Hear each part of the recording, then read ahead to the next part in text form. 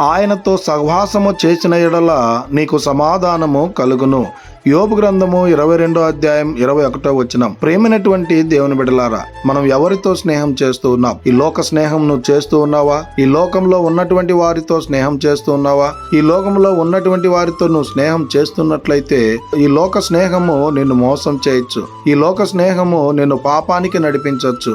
అయితే ఆ యేసుక్రీస్తు ప్రభుల వారితో కనుక నువ్వు స్నేహం చేసినట్లయితే ఆయన సహవాసము నీకు సమాధానము కలుగజేసేదిగా ఉంది. ఆయనతో సహవాసము నీకు శాంతిని అనుగ్రహించేదిగా ఉంది. ఆయన సహవాసము నిన్ను ఆశీర్వదించేదిగా ఉంది. ఆయనతో సహవాసము నిన్ను ఆ పరలోక రాజ్యంలో చేర్చేదిగా ఉంది.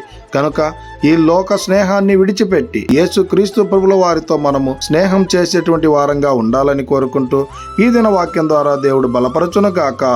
ఆమేన్. ప్రార్థన. మమ్మల్ని మిక్కిలిగా ప్రేమిస్తున్న ప్రియ పరలోకమందున్న మా తండ్రి, మీకే కోట్లాది వందనాలు, స్తుతి స్తోత్రాలు ప్రభా. ఈ ఉదయకాల సమయంలో ఈ వాగ్దానం ద్వారా మీరు మాతో మాట్లాడినందుకై మీకే కోట్లాది వందనాలు, స్తుతి స్తోత్రాలు. అయ్యా, ఈ వాక్యాన్ని ఎవరైతే విని ఉండారో వారందరి జీవితాల్లో మీ కార్యాన్ని నెరవేర్చండి. అయ్యా, ఎవరితో స్నేహం చేస్తున్నామో తెలియనటువంటి పరిస్థితులు ప్రభా. ఈ లోక స్నేహము మోసం చేయొచ్చేమో, కానీ మీతో స్నేహం చేసినట్లయితే మీరు మాకు సమాధానాన్ని అనుగ్రహిస్తారని మీ లేఖనాల ద్వారా స్పష్టంగా తెలియపరిచినందుకై వందనాలు ప్రభా. ఇకనైనా మీతో మేము స్నేహం చేసేటట్లు అయా మాకు అటువంటి జ్ఞానాన్ని అనుగ్రహించమని, వాక్యాన్ని విన్నటువంటి వారందరి జీవితాల్లో మీ కార్యాన్ని దయచేయమని, వారందరూ కూడా అయా మీతో సహవాసము కలిగి జీవించుటకు కృప చూపించమని మమ్మల్ని మీ కృపగల హస్తాలకు అప్పచెప్పుకుంటూ కృపనే కోరుకుంటూ యేసుక్రీస్తు పరిశుద్ధ నామమున అడిగి మరి ప్రార్థిస్తూ ఉన్నాం తండ్రి.